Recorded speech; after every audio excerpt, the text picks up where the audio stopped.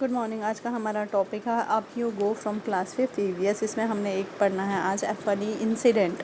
It was evening. Khondobi was feeling hungry. We did not have anything to eat. She jumped over the fence and got into a field. She quickly plucked two big cucumbers and came back. Just then a woman came from behind and caught hold of her bag. She started saying something to her in her own language. We could not understand what she was saying. Khondobi was trying to explain in her Mizo language, which we could not understand. I tried to explain in Hindi, but neither of them could understand it. Finally, I folded my hand to say that we were sorry. But then our group had gone far ahead. It was already dark. I thought we had lost our way. Now we were really scared. We could not see anything even with our torches. I started sweating even though it was cold. I tightly held Kondobi's hand. I called out loudly, "Where are you all? Can you hear me?" My voice echoed in the mountains. We both started to whistle loudly and flashed our torches. Probably the group had noticed that we are missing. We heard some whistles at a distance. I understood the signal. We held each other's hand tightly and waited. Though we felt that we should keep walking, she started singing a Mizo song loudly. After some time, we saw them coming towards us. At last, we were with group again.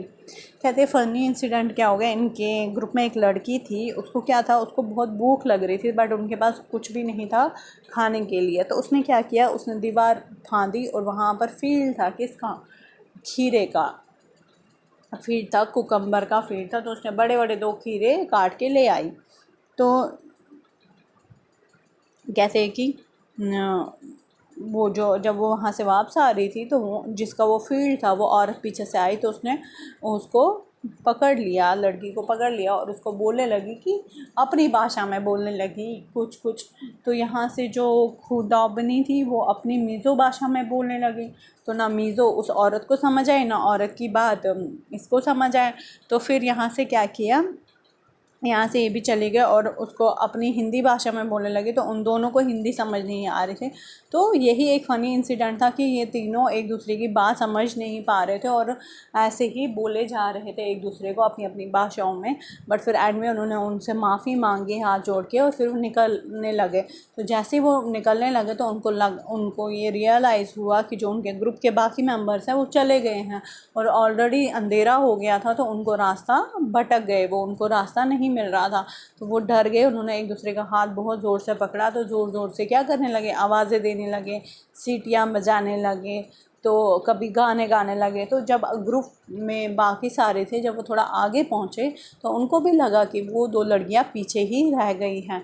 तो वो भी वहाँ से whistles करने लगे, तो ताकि इनको सिग्नल मिल जाए। तो इन्होंने सिग्नल पकड़ा और उसकी जहाँ से वो विसल कर रहे थे उसी के डायरेक्शन में धीरे धीरे बढ़ने लगे। तो फाइनली वो अपने ग्रुप के साथ फिर से मिल गए।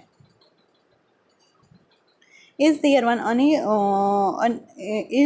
anyone in your class whose language you do not understand, or what does not understand?